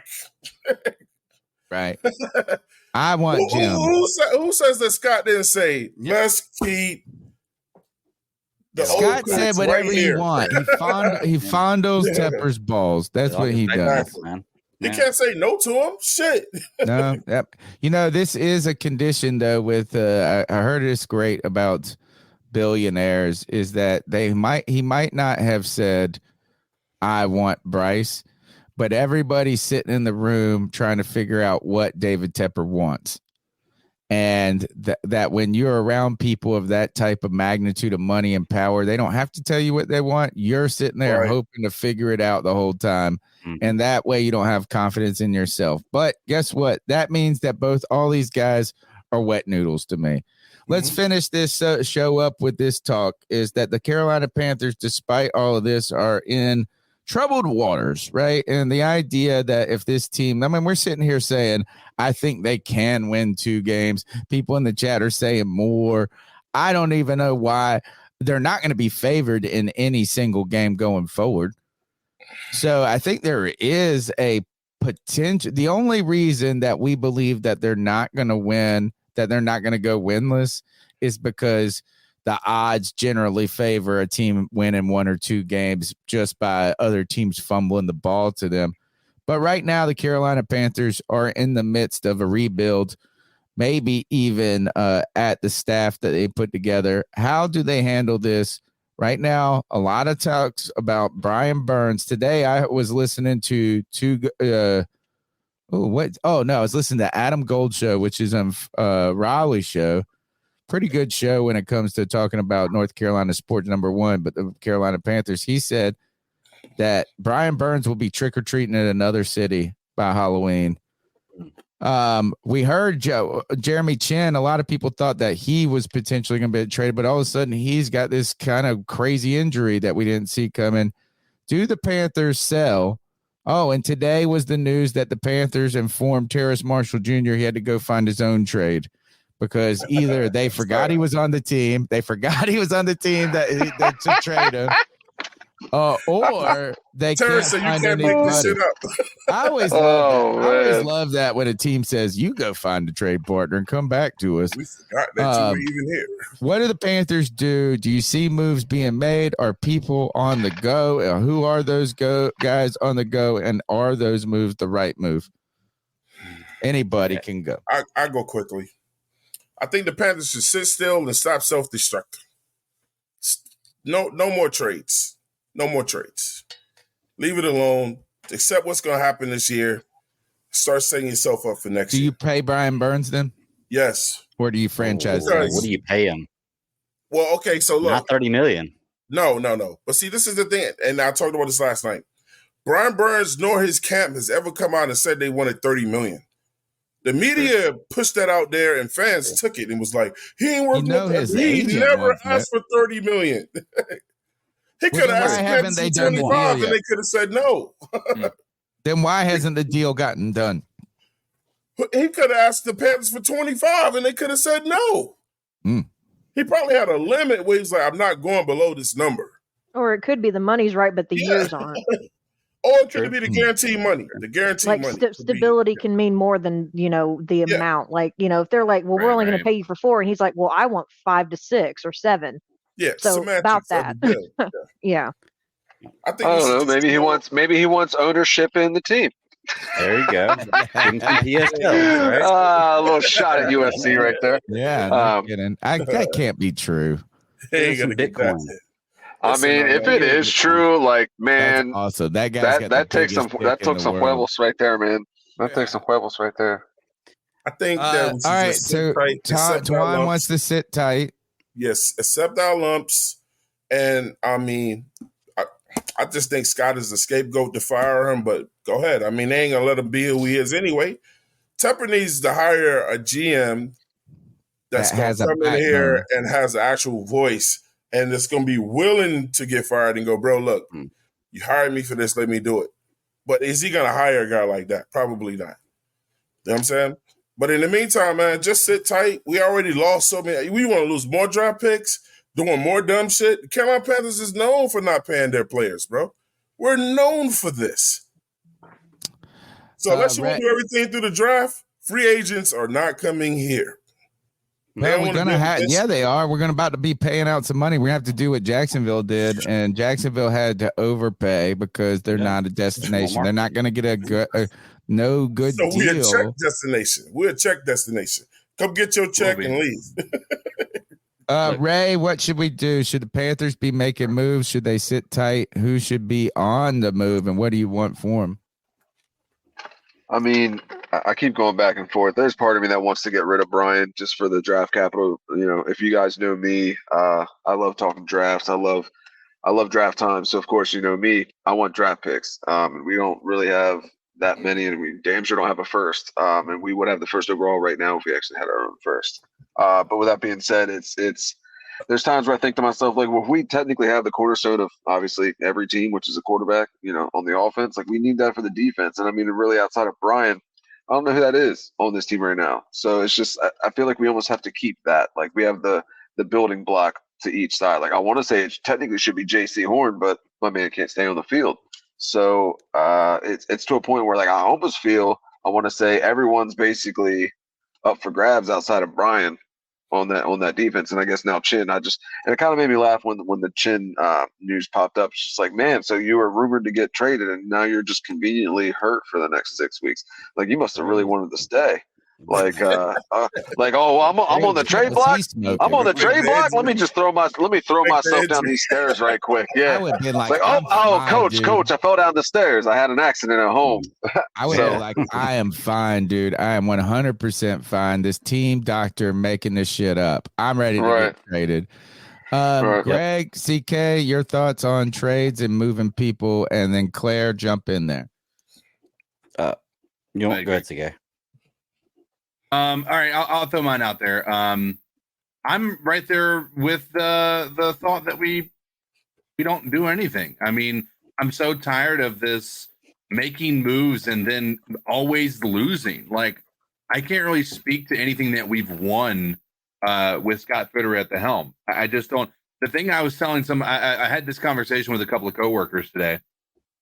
Trading away players for draft picks is a weird decision because we haven't been able to hit on draft picks since Hurney left. Exactly. You know what I mean? So like, and listen, I'm not saying this to say Hurney was the greatest GM in the world, but Hurney hit on the first round, and there were still some people in the second and third rounds that he was able to get.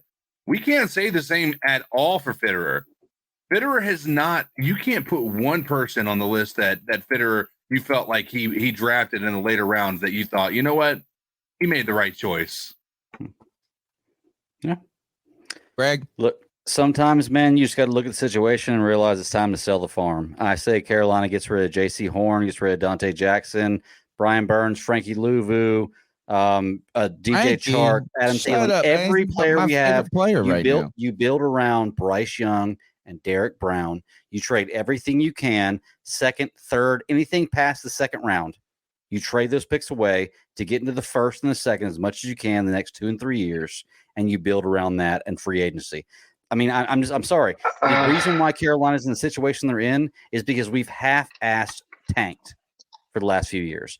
We need to go full on tank. Stop half-assing it. Get rid of every asset we have. Get as much as we can. Who cares about anything past the third round? Because we never hit on that anyway.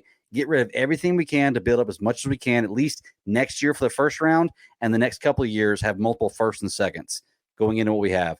We just have no other shot. It's time to rebuild. It's time to sell the farm. We're going to suck for the next few years regardless. Even if we don't do this, even if we go what we got, we're still going to suck. We might as well suck and be rebuilding. That's all I'm saying. Claire? Y'all sound like we're all over the damn place. Good. If we all agreed, it would be boring. Jesus. Oh no, it's just no. I didn't expect Bat Daddy to go to the complete opposite end of the spectrum. Somebody had to. So I did hear on the, as part of the Panthers rumor mill that's going around on Twitter that it has been brought up that Frankie Louvu could actually be more of a trade commodity than Brian Burns right now. I'm not sure what has spawned the thought behind that, other than the fact that maybe they're trying to hold on to Brian Burns and say, we still want to work out a deal. Worst case scenario, we'll just franchise tag you. I don't know what it is, but either way, I hope not Frankie in a way, because he's actually I've actually kind of called Frankie Louvu a unicorn for this team, in a sense that usually we lose players that are actually decent and we just let them go to prosper somewhere else. And this is the first time we've had a guy come here and actually make a difference on this team who was a nobody on the team he was on previously. So, I mean, former Matt Rule guy, by the way, out of Temple, I believe. I'm not sure where he played. I just know he went undrafted and then was he was picked by the Jets. And I think so. I'll have to look. I'm not sure. That happened. I'll look it up. But anyway, as far as trades, I think trading there are certain players we're trading them. I think it's kind of almost laughable as what's the point of trading them. Brian Burns would make sense, as much as I wouldn't want it to have happened, in my opinion. Frankie Louvu does make sense. It wouldn't happen, but he does hold value. Derek Brown, I'm not saying it would happen. He's not even been brought up, but there are positional players right now who make sense. There are some people who have mentioned players that they would love to see traded away. That, to me, it's like you're not going to get anything for him. You're almost like just getting rid of him just to think that you could unload his contract or something, which that doesn't always happen anyway. I know some people have been up, and I know Twan's going to groan when I say it, but I know Ian Thomas in the past has been brought up as he should be somebody that we trade because – but it's like, but there's, you're going to trade him to the XFL. We're going to take him. Yeah, but that's my point. These are players that people have brought up. They get frustrated when you say, well, we should trade Brian Burns, we should trade this person, we should trade that person. But it's because anyone else that you don't want on this team, no one else is going to want him either. So that's the problem. That's my whole point. So that's. Just real quick, is Eddie Berna in the chat's right? Is Frankie Louvu? I was wrong. Went to Washington State. Washington. Okay. So, but anyway, if in my opinion, I think the best thing to do, there's also been some speculation going around also on Panthers Twitter or whatever you want to call it, that we are not looking to use any of our draft picks to be able to get more talent on this team. The idea is we are wanting to trade away players that we can get picks for and or a player for as well. I'm not sure how true that is, but apparently we are not wanting to move any more of our picks to be able to get players. Well, Claire, like, why would we move on from Brian Burns, right? Why would we? No, when we are 0-16, we are 0-16, and nobody's going to give us what we want for him at this point. Nobody. After turning down the Rams, and apparently, and I was wrong when we did that show. I said that we're not going to get. They didn't give us their 2024 because they don't have it. They do have it, actually, but it's just my understanding after I read more into that is that because it was the first time since 2016 that they actually had a first round pick. They did not want to give their next first round pick up again. Like they weren't wanting to do that. But either way, so why would you do it? In hopes that whoever you picked to send him as far as getting trade value for, that you pray to God that their pick is not somewhere in the middle to the, last end of the first round, because it's not going to be based on our record of where we pick once we get a pick for Brian Burns for this coming draft. It's not going to be based on our record. It's going to be based on whose ever pick it was that we took. So if he goes to somebody like it's been rumored that the Ravens are apparently interested in him. I don't know how true that is. These are just things I'm hearing on Twitter. If the Ravens do well, they usually pick somewhere in the middle to the latter part of the first round. If it stays that way, that's where we would be picking. I mean, we'd at least have a pick in the first round, but when kind of like what you Fat would get Daddy a was player saying that is gets a fifth-year option. That would be one thing. I think for me, right. my idea on trades is that you be willing to deal any single person that you don't see as having a significant future in your building forward, or that could be many people, Tony. That's the problem. But if you don't think they're going to be in your future plans, then getting anything for them should be willing. And I also think too is that if you're just not willing, if you don't think that you're going to be willing to do what it takes to sign these people, because you're going to need to sign Frankie Louvu, you're going to need to sign Brian Burns, and if you're not willing to do those things, then you should be willing to trade them. Yeah, and that's I agree with kind that of what I'm saying. Like if you're not willing to, kind of like with I think it was Bat Daddy that was saying like half-assing as far as like rebuilding. I think the other thing that this team also half-asses is, trying to keep around caliber talent that's worth keeping, like building a team around or continuing to build and develop a team. And I think that's also what kills me is, what I don't know what the stipulations are as far as why Brian Burns has not been signed by us yet. I don't know if it's the value, if it's the money, if it's the years, if it's the wording, if it's signing bonus, whatever it is. I don't know what it is, but it's whatever is stopping it.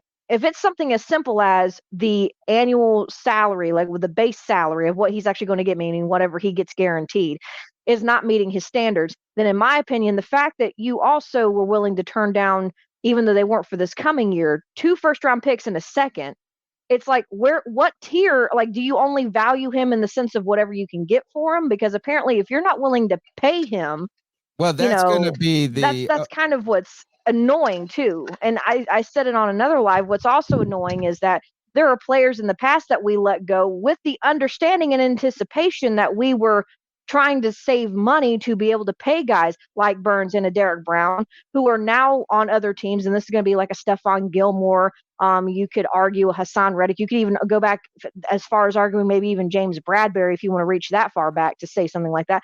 But there are guys that we didn't continue or resign. Reddick. Right. And it's like, so if we let those guys go and they are now making differences on the teams that they are on and thriving and doing well, and they did well here is also the biggest thing. It's not like we let them go because they sucked. They did well here too. And to do that and to get rid of them and to now also trade Brian Burns, it's like, so then if the whole thought of not wanting to continue with these guys was because you were hoping to be able to, pay Brian Burns and have the money for it, then it almost feels like you just also got rid of players who could have done well as veterans on this team to help build up this young defense that we have, regardless of the older free agents we've signed this year. We still have a young defense. You have now let those guys go to help pay for Brian Burns, and now you're probably not even going to end up paying him. I hope they do at this point, just for that sake, and also for the fact that he's I can't even say he's the best edge rusher on the team. He half the time feels like he's the only one we've got at this point. We've got people at depth, but he's the only one that really does anything. So I think that's what bugs me the most about the trading of Brian Burns. I don't want to see him go, but at the same time, it's like y'all also let talent go to be able to pay him, and now there's talks like, it could be we don't want to pay you that much, or we don't want to give you that long of a contract, whatever it is. Those are the things that are going to make the Rams trade haunt you. Is that not if you didn't make the trade, but then if you didn't keep the asset that you didn't want to trade. I need to do this real quick though, because I'm missing my producer, so I'm missing a lot of the housekeeping things right here, and I need to get better at it. Thank you, Nervash, for your support, your ongoing. He's a patron saint of. He is an angel investor of the C3 Panthers podcast. Bryce hasn't wowed me. I think he's yet to have a statement game that emphatically says this is why I was the number one overall pick. I think that's a fair point. Happy birthday to C3 Anthony. Tomorrow is his birthday. He says this, C3, y'all are the best. Keep chopping it up. Shout out to Twan Ray and Ares Claire. This is a great conversation. Give some Price some time. I believe like CK. BG says CK. Well, he didn't say CK, but he is saying CK. CJ had 11 sacks the first 2 weeks, he said. And Mr. Strats, thank you for your support. Always a great follower of the C3 Panthers podcast and contributor of our community. He said this team let someone go and they become amazing. True. That's what I was saying earlier. White Chocolate Espresso, my bastard son, says, who's ready for hockey season? Man, hockey season's here, baby. In fact, the Canes are just faced a puck drop about 25 minutes ago. I think they're playing the Kraken tonight. So we can all stay up and watch that. Tons of support there. All right, guys, we'll go around and get you guys your exits, and then we'll go ahead and get out of here. Actually made a pretty decent time if we close this out by 11. Let's start with CK, the voice that makes him moist, the man who is fighting on his own hill and survival and support of Bryce Young. I'm with you, man. I'm with you. As I'm ready for Bryce to succeed. I want that statement game to where we can put away some of that. How can they get after you, and what should they look forward to when it comes to the C3 Panthers podcast? You can find me on the X-verse at Codizzle Allen. Obviously, he's finding me here on C3 and talking about how Bryce Young has a lot of upside at this point in time. But, it definitely feels like I'm standing alone on this hill all of a sudden. And it's all right. I'll stand here for a bit until you guys. Yeah, we got 2 years of. You got 2 years. I'm with it. 2 years. Never. All right. Let's go to the 704 Charlotte Bound crew. You guys go around the horn and tell everybody who you are, how they can get after you, and how we got to get past 1,000 and on to 10,000 subscribers. We always go ladies first over here, so. Okay. So, Aries Claire here. You can find me, as always, on the 704 Charlotte Bound show. I do have a segment on that show that is my own. It's called Who's That Girl TV. I haven't put out a show in a while. And I say we, me and my partner in crime, who is not on with us at the time, Edge. We have been dealing with so much stuff since moving into a new house. Job things, just a lot of changes have been going on, and it's kind of tied up both of our schedules with being able to do our separate shows. I hope to have one coming soon, the more in depth we get into college football season. So stay tuned with that. You can find me on, as CK was saying, the X-verse. I like that. I still like calling it Twitter, because I'm sorry, the X-verse just sounds, just X in general sounds very shady. But anyway, you can find me on there at Aries Claire _93. And you can come at me with whatever. I'm just going to throw stats back at you if you just come at me with nothing with nothing but opinions. A lot of people don't like that, but I can't get into an argument with people who are just only in their feelings and that's it. So come at me and come hard.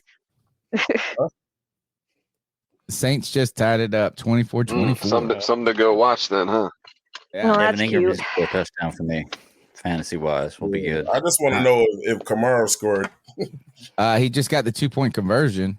I know that. What's that? And he I got Twan in fantasy this week. He hit my prize picks like 2 hours ago he's got over 60 yards receiving yards and he only needed 30. So Nice. Who's next? I'm doing all right. I got 32 points. Go ahead. I was gonna say, yeah, I'll go quick. Obviously, yeah, you can find me at 704 Charlotte Bound Show. So obviously, like, subscribe, share us over there. Help us get to 1K. We're pretty close. I'm actually gonna be giving away a signed 8x10 Steve Smith authenticated photo just as a little thank you. Once we get to that, milestone. So definitely, if you're new, subscribe and everything like that. You guys obviously didn't know that, so just that little bit of incentive to come over and check us out. So yes, obviously C3, much love, much appreciated having us on here, having me on here. It's a great time. Obviously, I always like jumping in the Friday night shows and stuff like that too. But just kind of doing the collab tonight one-on-one was pretty special, and I very much appreciate it. So yeah, obviously keep pounding and just give Bryce a little slack, y'all. Yeah, I hear you. Twan, you're up. 704 Charlotte Bound Show, man. Look, we about to hit 1K. But look, I'm grateful for Tony and the C3, the Army over there, and Bat Daddy and CK and Cody for having us over here.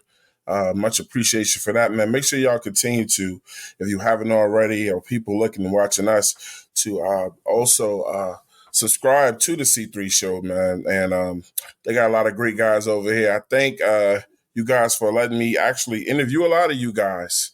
Yeah, for man. my Twan versus stepping series. out into my bastard son. I think you got one White Chocolate Espresso. That was a good interview too, bro. Nice. That was a good interview. Hey, up next, man. I mean, I got one person before him, but like, if you like that, it's gonna be me and the Bat Daddy 1-on-1, man. He has already agreed to it. You know what I'm saying? So we're going to learn some more about him, get into his life a little bit, find out about him and Panthers football. And I'm going to be giving out a $30 gift card tonight when we hit 1K, man. And it's going to go to like that fan that did like a lot of great things with us this year, that was just there with us. Kind of like our super fan. We did it last year. Gave out jerseys. I think White Chocolate Espresso won one of the jerseys, and when we did that. That was for a trivia. That was for a trivia game. Trivia show. Nice. Yeah, man. Yeah. Our winner was King Jermaine, JP Shepard. He won a signed DJ Moore mini helmet. Nice. Sorry, Claire's King also Jermaine. giving us some artwork. DJ Moore. Sorry. My boy. I think Claire might need to change the artwork over there right now. He loves some Steve Smith. I think Claire, you're giving out some artwork. I think you might need to change the artwork. Yeah, the artwork I was going to give away was a 20 by 30, and it was of our entire. It's artwork composed of our entire 2023 draft class. Oh God. I created that when the hype was real.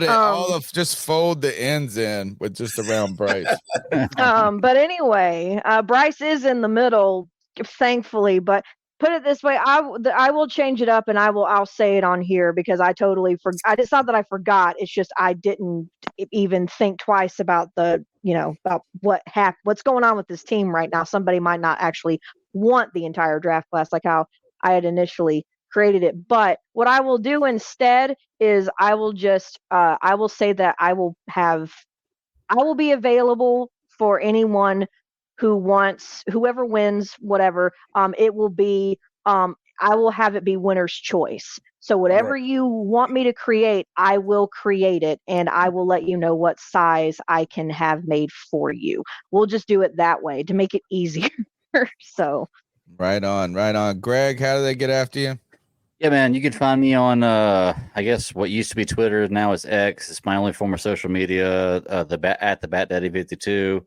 I try to check it once a day now. I'm going to go ahead and tell you right now, if you get rid of social media and all this internet stuff, it makes your life so much better. But I try to at least check it once a day for podcasting and all that good stuff. Also, this Friday, we're starting our show back up, or I have my little guilty pleasure. It's Geeks Chasing Squirrels Across the Multiverse, 9 p.m. Eastern Standard Time, every Friday on YouTube. You can come be a part of the show, check out the live chat. I think this week we're talking about Loki, Gen V, Lower I watched Decks, all of Gen V already. I'm caught up in Gen V. It's awesome. Man, after episode one is amazing. Oh, check it out. If you want to talk about it, if you like shows, look, television shows, movies, novels, comic books, audio books, anything you like, hit me up. Let's talk about it. Let's hang out. That's what we do. It's all about entertainment and really kind of in the geek verse and just kind of entertainment realm. So that's Friday night at 8, right? At 9. 9. Friday night at 9. Geeks Chasing Squirrels to the Multiverse. Gen V, check it out. Amazon. It's a spin-off series of The Boys. My name's Tony Dunn. It's the C3 Panthers podcast brought to you by CarolinaCatChronicles.com. We're here live every Tuesday night at 9 p.m. I just got a message from Twitter that said it's your 10-year anniversary today, which means I started that account because of this podcast. The end of October makes a full-on 10 years, starts our 11th year as a podcast. Appreciate the community and the people that support us. Smash the thumbs up button, subscribe. We're here on Tuesday nights, the Friday free for all. Also, all types of extra content like tonight. And when we get back from the bye, we're going to have the post game show and a lot more content to come. And we're going to need each other. Lock arms with C3, lock arms with 704 Charlotte Bound. My name's Tony Dunn. Make sure you hit those subs that subscribe. Make sure you punch a Saints fan in the face. And also check us out on, don't literally punch a Saints fan in the face, but I do think I got this one. No. Oh, I live with one. Hold on, I got you. Fuck you, Saints. Keep pounding. This is Tim Estes' kid. Fuck you, Saints. Keep pounding. Yeah, man. Keep pounding. Let's get out of here.